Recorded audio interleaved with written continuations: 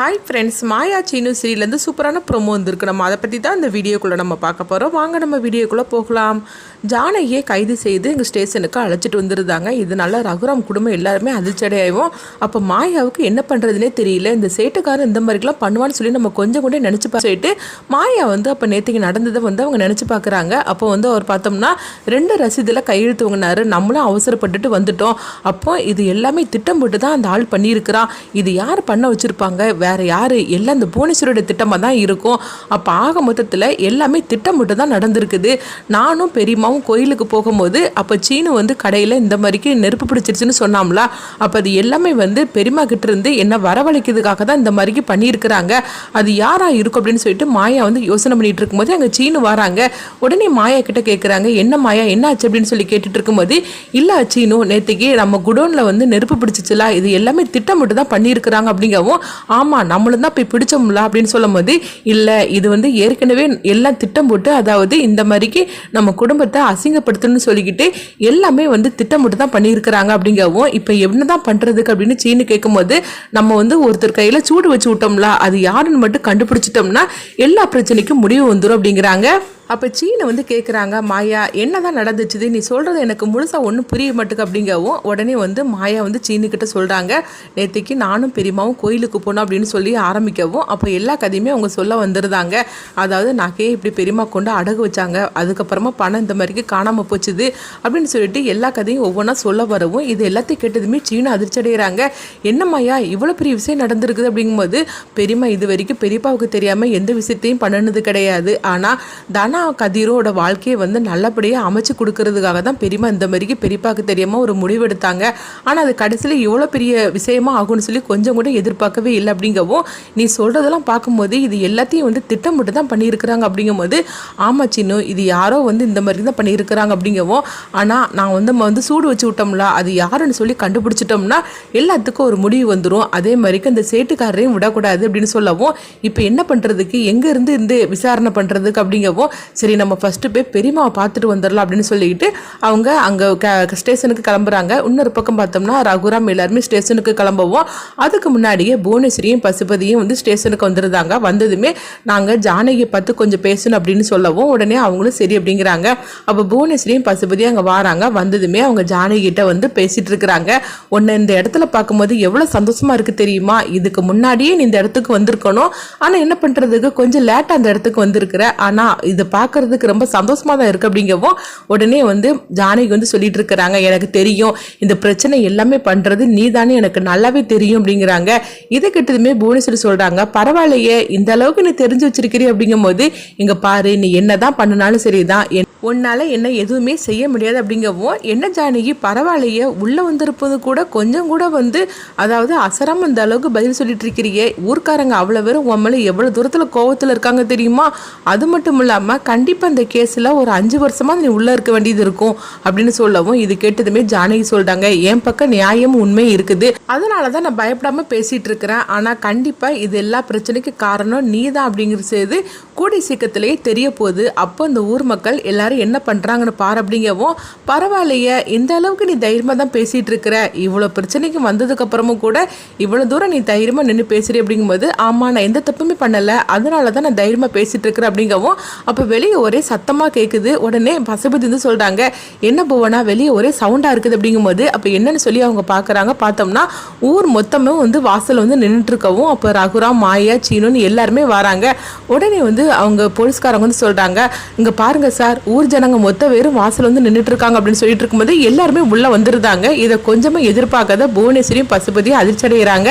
சரி வா நம்ம அங்கே இருக்க வேண்டாம், நம்ம தள்ளி போய் நின்று என்ன நடக்குன்னு பார்க்கலாம் அப்படின்னு சொல்லிட்டு புவனேஸ்வரியும் பசுபதியும் போகவும், அடுத்து பார்த்தோம்னா ரகுராம் சொல்லிட்டாங்க, இந்த நகைக்கும் என்னுடைய மனைவிக்கும் எந்த சம்மந்தமும் கிடையாது, கோயில் நகை எடுத்தது நான் தான், அதனால என்ன அரெஸ்ட் பண்ணுங்க அப்படிங்கவும், இது கிட்டதுமே புவனேஸ்வரி தான் அதிர்ச்சி அடைகிறாங்க. என்னது இந்த ரகுராம் இந்த அளவுக்கு பேசிட்டு இருக்கிற அப்படிங்கும் போது, அடுத்து மாயா சொல்றாங்க, ஆமா நான் தான் நகை எடுத்து என்ன அரெஸ்ட் பண்ணுங்க அப்படிங்கவும், அடுத்தது பார்த்தோம்னா சிவா சீனுன்னு எல்லாருமே சொல்லவும், அடுத்து பார்த்தோம்னா ஊர் ஜனங்களும் சொல்றாங்க, நாங்கள் தான் இந்த நகையை எடுத்திருக்கிறோம், அதனால எங்களை அரெஸ்ட் பண்ணுங்க அப்படிங்கவும் இதெல்லாம் கேட்டதுமே அவர் அதிர்ச்சி அடைகிறாங்க. அடுத்து பார்த்தோம்னா ஜானகி வந்து அவங்க வெளியே விடுறாங்க. அப்போ ஜானகிக்காக இந்த அளவுக்கு ஊர் ஜனங்களும் நீங்களும் பேசுகிறனால தான் அவங்க மேலே நம்பிக்கை வச்சு நாங்கள் வெளியே விடுறோம்.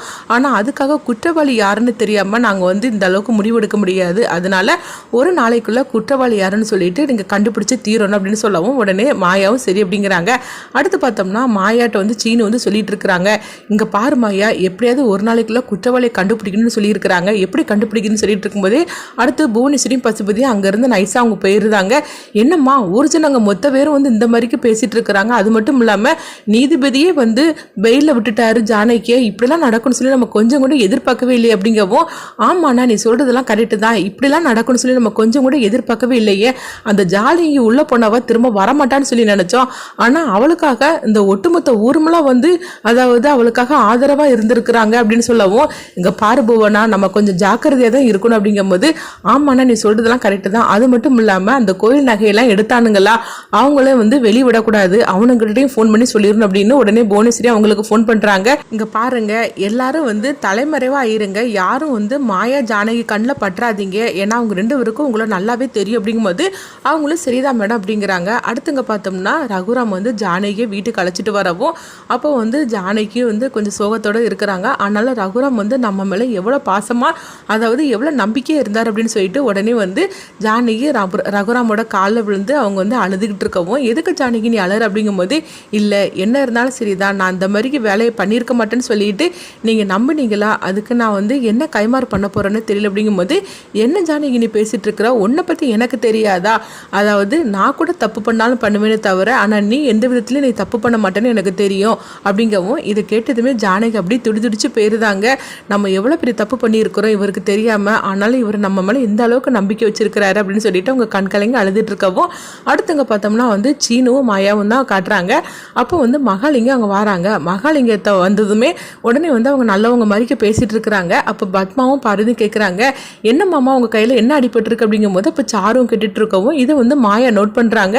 உடனே மாயாவுக்கு ஞாபகத்தில் வருது, நம்ம இந்த கையில் தானே நம்ம வந்து சூடு வச்சு விட்டு அப்படின்னு சொல்லவும், உடனே அவர் வந்து எனக்கு கையில் அடிபட்டுருச்சுமா அப்படின்னு சொல்லிட்டு எதோ வந்து சமாளித்து சொல்லியிருந்தாங்க. அப்போ மாயா வந்து சீனுக்கிட்ட சொல்கிறாங்க, சீனு இவர் தான் நினைக்கிற அப்படிங்கும்போது, என்ன மாயா சொல்லிட்டு இருக்கிற, மகாலிங்கம் அப்படின்னு சொல்லி கேட்கும்போது, ஆமாம் நேற்றுக்கு பண்ணின வேலை மகாலிங்கம் தான் இந்த மாதிரி பண்ணியிருக்கிறான் அப்படிங்கவும், இப்போ எப்படி அவன் வாயில் வந்து நம்ம உண்மை வரவழைக்க முடியும்னு சொல்லி கேட்கும்போது உடனே வந்து மாயா ஒரு திட்டத்தை போட்டுறாங்க. அதுபடி பார்த்தோம்னா மகாலிங்கம் வந்து அங்கேருந்து கிளம்பவும், அப்போ சீனுவும் மாயாவும் சேர்ந்துக்கிட்டு அவங்க அதாவது மகாலிங்க முகத்தில் துணியை வச்சு மூடி இருந்தாங்க. மூடினது மட்டும் இல்லாமல் அடி அடின்னு போட்டு அடிக்கிறாங்க. நேற்றுக்கு இந்த கடையில் நெருப்பு வச்சு கொளுத்துனது நீ தானேன்னு சொல்லிக்கிட்டு அடின்னு அடிக்கவும், இப்போ மகாலிங்கம் ஒரு கட்டத்தில் ஒத்துக்கிட்டுதாரு. எதுக்கிட்ட அப்படி பண்ணுன்னு சொல்லி கேட்கும்போது, எல்லாமே வந்து புவனேஸ்வரி தான் அப்படி பண்ண சொன்னாங்க அப்படின்னு அடி வலி தாங்க முடியாமல் அவங்களும் உண்மையை போட்டு உடச்சிருந்தாங்க. அப்புறம் பார்த்தோம்னா அப்படியே விட்டுட்டு போகவும், அப்போ மகாலிங்கத்துக்கு வந்து யார் நம்மளை அடித்தாங்க, யார் இப்படி கேட்டாங்க அப்படின்னு சொல்லிட்டு அவங்களுக்கு தெரிய வரல. அவங்க முகத்தில் துணியை மூடி இருந்தனால. அதுக்கப்புறம் பார்த்தோம்னா மகாலிங்கம் வந்து அவங்க துணியை எடுத்துகிட்டு பாருங்க, யார் நம்மளை இப்படி அடித்தாங்க, நம்மகிட்ட வந்து யார் இப்படி உண்மை வாங்கினாங்கன்னு தெரியலையே, ஐயோ இப்போ என்ன நடக்க போதோ தெரியலன்னு சொல்லிட்டு மகாலிங்கம் அங்கேருந்து போகவும், அடுத்து பார்த்தோம்னா சேட்டுக்காரர் வீட்டுக்கு தான் போகிறாங்க. அங்கே வந்து போலீஸ்காரங்க மாதிரிக்கு வேஷம் போட்டுட்டு அவங்க மாயாவும் சீனுவும் போகவும், அப்போது அவங்க வந்து இந்த மாதிரிக்கெலாம் விசாரிக்கவும், இவங்க உண்மையான போலீஸ் தான் அப்படின்னு சொல்லிக்கிட்டு சேட்டுக்காரர் வந்து நடந்த உண்மையில சொல்லியிருந்தாங்க. இது எல்லாம் பண்ணணும்னு சொன்னது புவனேஸ்வரி தான் அப்படின்னு சொல்லவும், இது எல்லாத்தையுமே வந்து அவங்க ரெக்கார்டு பண்ணிட்டு இருக்கிறாங்க. புவனேஸ்வரி தான் இந்த மாதிரிக்கெலாம் பண்ண சொன்னாங்க. ஜானகி அசிங்கப்படுத்தி உள்ளத்துக்கு வைக்கணும், ரகுராம் குடும்பத்தை பழி வாங்கணும்னு சொல்லிக்கிட்டு அவங்க தான் இந்த மாதிரிக்கெலாம் செய்ய சொன்னாங்க. நானும் பணத்துக்கு ஆசைப்பட்டு இந்த மாதிரிக்கெலாம் நான் செஞ்சுட்டேன் அப்படின்னு சொல்லவும், இது எல்லாத்தையும் வந்து பார்த்தோம்னா மாயா வந்து ரெக்கார்டு பண்ணி வச்சுருந்தாங்க. அடுத்தது அவங்க வந்து இந்த ரெக்கார்டு வந்து எல்லாத்தையுமே எடுத்து அவங்க ஸ்டேஷனில் கொண்டு அவங்க காட்டவும், அதை பார்த்ததுமே அவங்க அதிர்ச்சி அடைகிறாங்க. இது எல்லா பிரச்சனையும் காரணம் புவனேஸ்வரி தான் அப்படிங்கிறத வந்து அவங்க கண்டுபிடிச்சிடவும், அடுத்து பார்த்தோம்னா புவனேஸ்வரியை அரெஸ்ட் பண்ணுறதுக்காக போகிறாங்க. அப்போ வந்து இந்த எல்லா விஷயமும் வந்து ரகுராமுக்கும் ஜானகிக்கும் தெரிய வரவும், அப்போ ரகுராம் வந்து எல்லா பிரச்சனைக்கும் வந்து மாயா வந்து கண்டுபிடிச்சி முடிவு கட்டிட்டா அப்படின்னு சொல்லிக்கிட்டு, ஜானகி எந்த தப்புமே இல்லைன்னு சொல்லிட்டு ஆதாரத்தோட மாயா நிரூபிச்சுட்டா அப்படின்னு சொல்லி ரகுராம் வந்து சந்தோஷப்படுறாங்க. அடுத்ததான் என்ன நடக்க போகுதுன்னு சொல்லி வெயிட் பண்ணி பார்க்கலாம்.